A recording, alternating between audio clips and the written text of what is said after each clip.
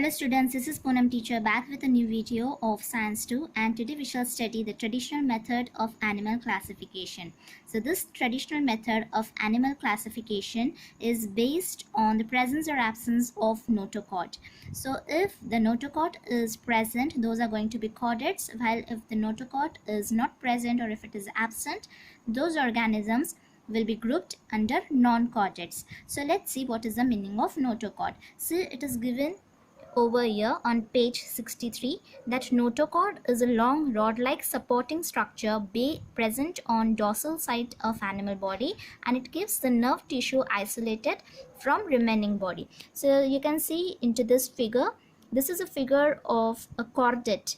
So into the chordates, this notochord is going to be present, but in non-chordates, the notochord is going to be absent. Now this students often gets confused between notochord and nerve cord, but these are two different things, because notochord is a part of skeletal system while nerve cord is a part of nervous system. So this is the basic difference between the two. So chordates will possess this notochord. It is a rod-like structure, and this is going to be absent into the non-chordates. Now let's see the characteristics of non-chordates. First characteristic is they will not possess any kind of notochord. That means the body is not supported by rod-like notochord. And second, pharyngeal gill slits are absent. Now what do you understand by this pharyngeal gill slits? This pharyngeal gill slits are the opening which lies between the terminal end or the ending part of the pharynx till the mouth part. And this pharynx means this is present at the back side or at the dorsal side of the throat. So that is the meaning of pharynx. So the opening which will lie between the ending part of the pharynx till the mouth, that will be known as pharyngeal gill slits, and this pharyngeal gill slits will also be absent into the non-chordates. And the function of this pharyngeal gill slits is it is going to work as a filter feeding organ.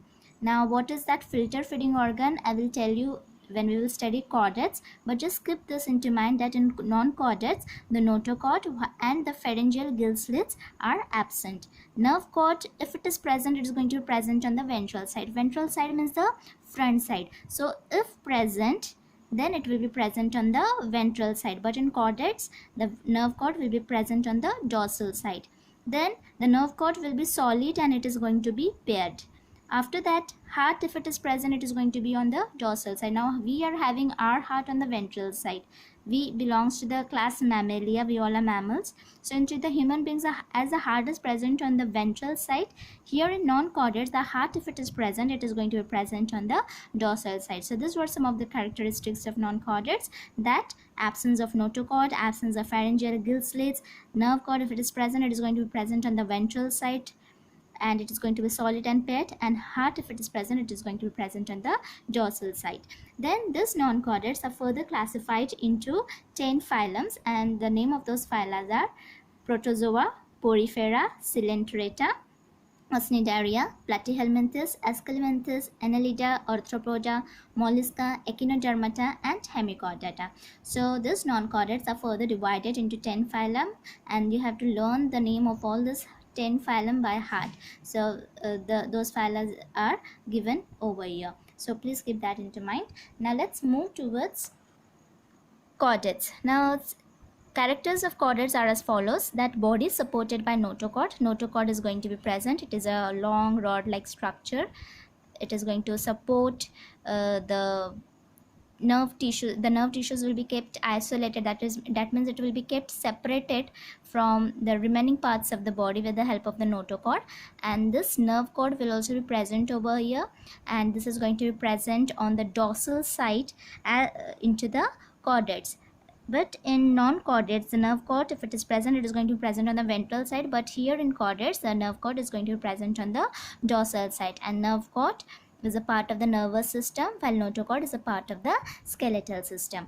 So this is one of the characteristic. Another character is that pharyngeal gill slits will be present, or the lungs will be there for the respiration into the chordates. Now this pharyngeal gill slits, I told you that these are the opening which lies between the end part of the pharynx to the mouth part. And the function of this pharyngeal gill slits, it will work as a filter feeding organ. Filter feeding organ, that means if the organism is living into water, if the organism is aquatic, it will try to filter the food particles from the water. So this is the meaning of filter feeding organ. So this pharyngeal gill slits, it work as a filter feeding organ. So this pharyngeal gill slits or lungs are going to be present, and it will be also used for the process of respiration. And pharyngeal gill slits can also work as a filter feeding organ.